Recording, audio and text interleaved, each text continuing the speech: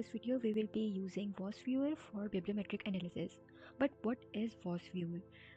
VOS or VOS stands for Visualization of Similarity, and this is basically a software that helps to create maps based on the network data or the bibliographic data, and it helps to visualize and explore the scientific publications, scientific journals, research organizations, countries, keywords or terms, and their connections with each other.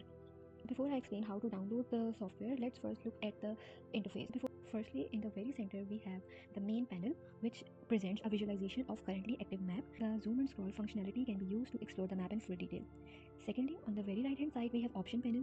This panel can be used to make adjustment to visualization of currently active map that is presented in the main panel. At the very bottom we have information panel, which presents description of items in the currently active map.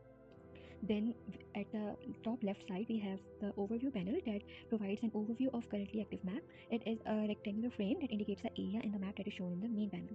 Lastly, below overview panel we have the action panel. This is used to perform different kinds of actions such as creating a new map, opening or saving an existing map, or taking a screenshot, or updating the layout or clustering of map. And we also have the info section in this, which provides you with the manual, or you can explore the about section of VOS. To download the software, simply type VOSViewer in Google and click on the first link that appears,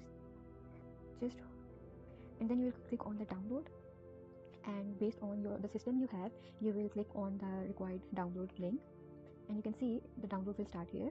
Though it will take a while to download, let's start the next step.